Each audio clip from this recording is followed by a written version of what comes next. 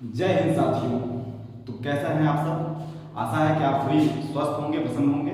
जैसा कि आप सबको मालूम ही पड़ गया होगा कि बिहार में सरकार ने टीआरई 4.0 और टीआरई 5.0 की घोषणा कर दी है और जिसमें स्पष्ट किया है आदरणीय मुख्यमंत्री नीतीश कुमार जी ने कि टीआरई 4.0 2025 में होगी और टीआरई 5 हमारी 2026 में होगी। लेकिन उससे पहले भी उन्होंने एक सबसे बड़ा झटका जो है बाहरी राज्यों या फिर दूसरे राज्यों के छात्रों को दे दिया है, डोमिसाइल नीति लागू करके। किसको लागू करके? डोमिसाइल नीति लागू करके। हाँ, अब ये टीआरई 1, टीआरई 2, टीआरई 3 तक डोमिसाइल नीति बिहार में नहीं लागू था।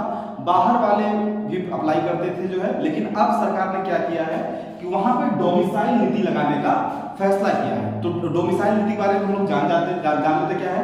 डोमिसाइल नीति कंप्लीट डोमिसाइल गवर्नमेंट नहीं लगा रही है। गवर्नमेंट ने बिहार के मूल निवासी को, जो वहाँ के मूल निवासी हैं, जो खास तौर पे जिन्होंने वहां से मैट्रिक की परीक्षा, 12th की परीक्षा पास की है, उनको जो है 84.5% जो है आरक्षण देने का जो है प्रावधान किया है। और जो अदर स्टेट है उनके लिए 16.4 सीटें, अब 16.4% जो है सीटें बचती हैं। अब आपको समझ लेना होगा कि जो बिहार है, बिहार में आने वाले समय में कंपटीशन कितना बढ़ रहा है और एस्टेट की कोई भी चर्चा वर्तमान में नहीं हो रहा है। इसमें सबसे बड़ा मुद्दा आ गया है बिहार में डोमिसाइल को लेकर के, क्योंकि बाहरी छात्र जहां तक कि जैसे यूपी जैसे राज्यों में और राजस्थान में, जहां पे शिक्षक भर्तियों का सूखा चल रहा है वर्तमान में, वहां पर यहाँ के मैक्सिमम छात्र जो है बिहार के ऊपर भी निर्भर थे। लेकिन डोमिसाइल नीति आने से यूपी के छात्रों को और भी अन्य राज्यों के छात्रों को बहुत बड़ा झटका लगा है। और आप समझ जाइए जो है कि आगे भी चीजें इसमें स्पष्ट होंगी कि किस तरीके से वो डिस्ट्रीब्यूशन इसमें करेंगे, किस कैटेगरी में डिस्ट्रीब्यूट करेंगे।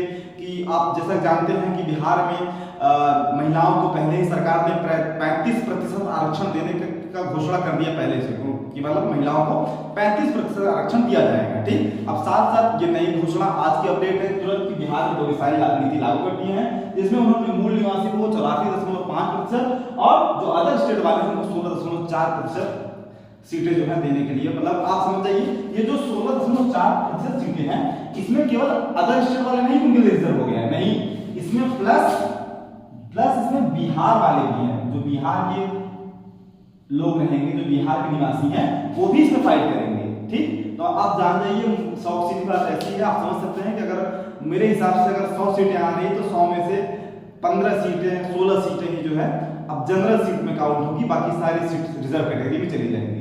आप सभी को बहुत बहुत धन्यवाद। आगे की अपडेट भी आपको इसी प्रकार से वीडियो में मिलती रहेगी।